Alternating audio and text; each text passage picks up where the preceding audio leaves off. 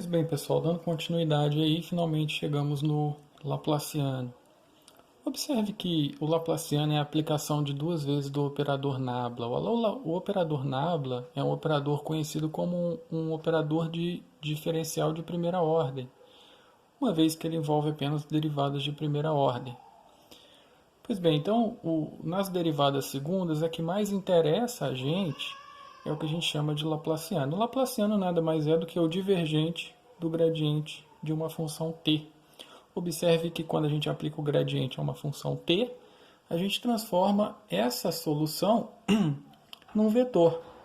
Portanto, é possível que a gente aplique o divergente a esse vetor. Então, fazendo a maneira que está escrito aqui, se a gente escrever aqui, operador nabla, gradiente na função t, fazendo esse produto escalar, a gente tem finalmente derivada segunda de t em x, derivada segunda de t em y e a derivada segunda de t em z. Isso pode ser escrito dessa forma, indicando que o Laplaciano nada mais é do que a soma das derivadas parciais de segunda ordem da função t. Pois bem, vamos fazer um exemplo aqui. Suponha que essa seja a função t, x ao quadrado mais 2xy ao quadrado mais e ao quadrado. Observe que essa é uma função escalar, uma vez que não tem os unitários.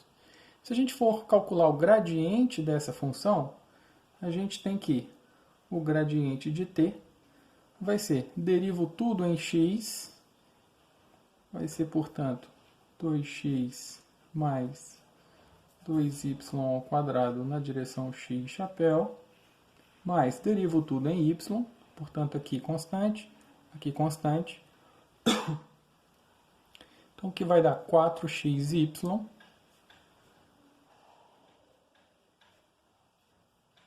na direção y chapéu, mais, finalmente derivo tudo em z, portanto só sobra esse termo. Pois bem, calculado o gradiente, a gente tem que aplicar o divergente para chegar finalmente no Laplaciano. Então, fazendo o divergente do gradiente de t,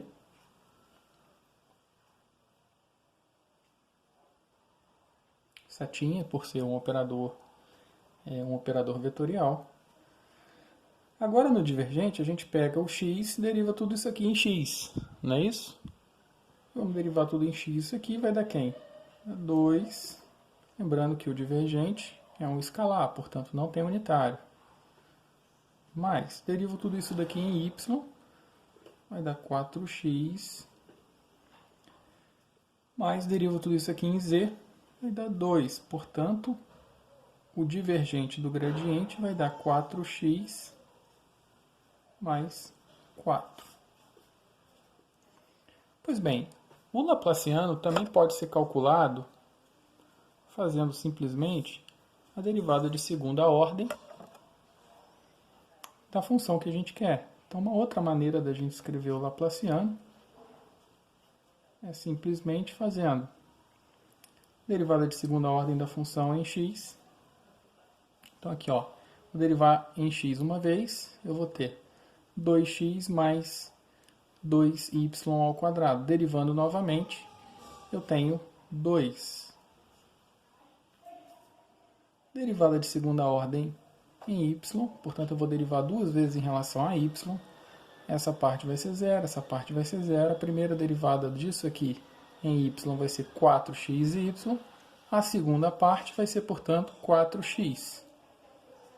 A segunda derivada, 4x. Mais. Agora eu preciso derivar duas vezes em z.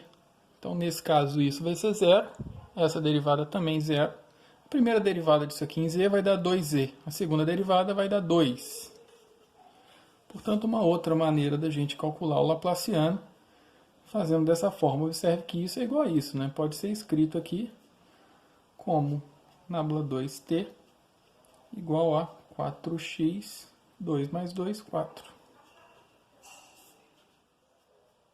Então está aqui. Duas maneiras diferentes para o cálculo do Laplaciano. Pois bem, dando continuidade, vamos tentar resolver essa segunda questão. Vamos aplicar, portanto, o Laplaciano na função f. Bom, sugiro que quando você tem uma função desse tipo, que é uma função trigonométrica, que as derivadas são iterativas, né? Você tem que derivar, depois você tem que derivar novamente. Sugiro que isso seja feito por partes. Portanto, eu sugiro que seja feita da seguinte forma. Primeiro a derivada em x.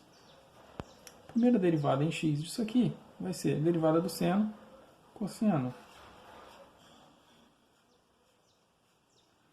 E aí, novamente, a derivada, que seria a derivada segunda. Derivando cosseno,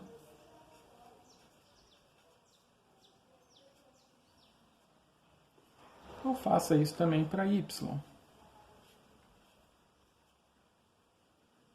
Bom, em y essa derivada vai dar zero, derivada de cosseno menos seno de yz vezes a derivada da de dentro em relação a y, que vai ser z. Derivada segunda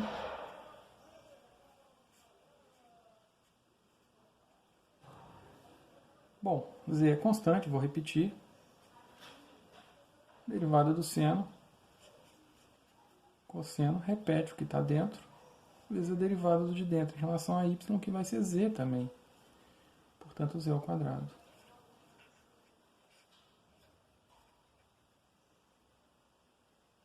Derivamos agora a primeira vez em z.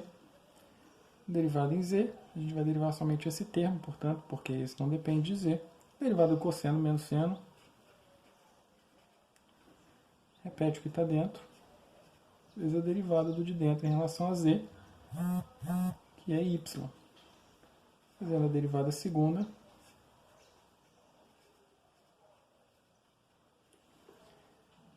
y é constante, derivada do seno, repete o de dentro, vezes a derivada do de dentro em relação a z, que vai ser y.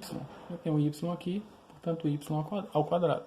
Dessa forma a gente pode escrever que o laplaciano dessa função f pode ser escrita como a soma dessas derivadas segundas que a gente obteve. Portanto, esse laplaciano vai ser menos seno x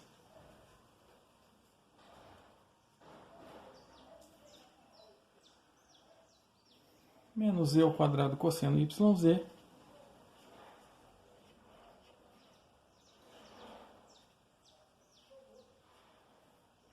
menos y ao quadrado cosseno yz.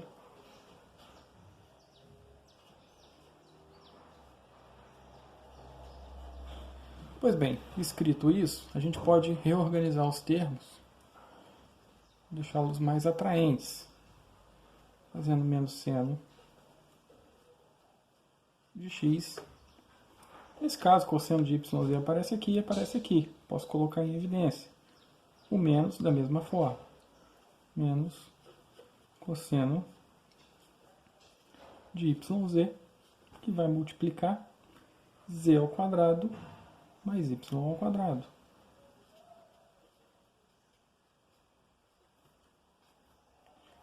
Está aqui, então, o laplaciano da nossa função.